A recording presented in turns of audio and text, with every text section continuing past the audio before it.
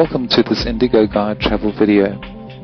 For weekend city breaks, Paris is one of the best possible destinations. It's only a few hours away from the UK by plane or train, but it's sufficiently different from British cities to make a trip there seem like a real holiday.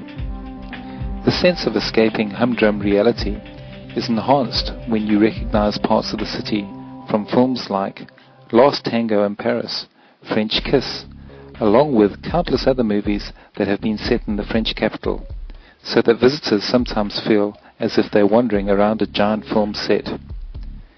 Visitors contemplating weekend breaks in Paris have a few decisions to make. Which attractions should you visit?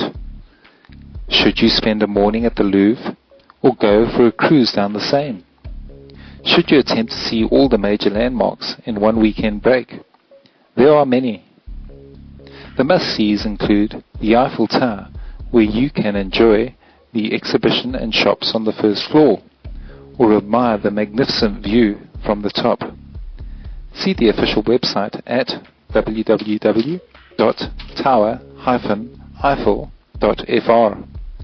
Another must-see is the Notre Dame Cathedral, built in the Middle Ages and became one of the most famous cathedrals in Europe. Then, of course, there is the Arc de Triomphe, which was designed by Napoleon, who planned to enter Paris in a triumphal procession under it, but it wasn't completed by the time he returned from his 1807 campaign. Napoleon had to make do with a hastily constructed wooden mock-up, but anyone on a short break to Paris today can see the marble construction he intended it to be. As already mentioned, you cannot miss the Louvre Museum, which contains many world-famous paintings and sculptures, including the Mona Lisa. Then there is the Pompidou Center, whose exterior is an excellent example of what futuristic looked like in the 1970s. There are also cinemas and theatres. Another must-see are the catacombs, sometimes called the Empire of the Dead, which were created as a solution to Paris's overflowing cemeteries. Now the catacombs are overflowing with tourists who seem to enjoy picking their way past the stacks of bones. Of course, just outside Paris is Disneyland. Some people say it is the best Disney theme park in the world. It's bigger than Florida's Magic Kingdom and Disneyland California, and the rides are newer. Maybe it's not a good idea to do anything of all the sightseeing, as your time may be better spent sitting in a pavement cafe and just watching the world go by.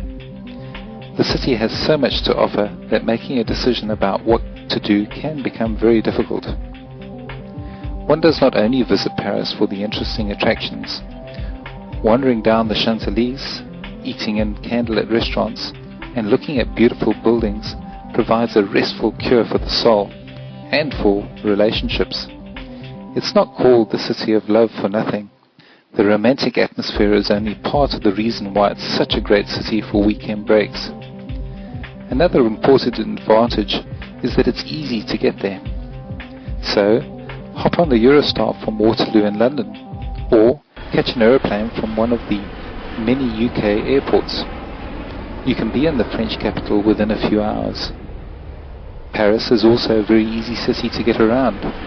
If you're used to the London Underground, the Paris metro will come as a very pleasant surprise.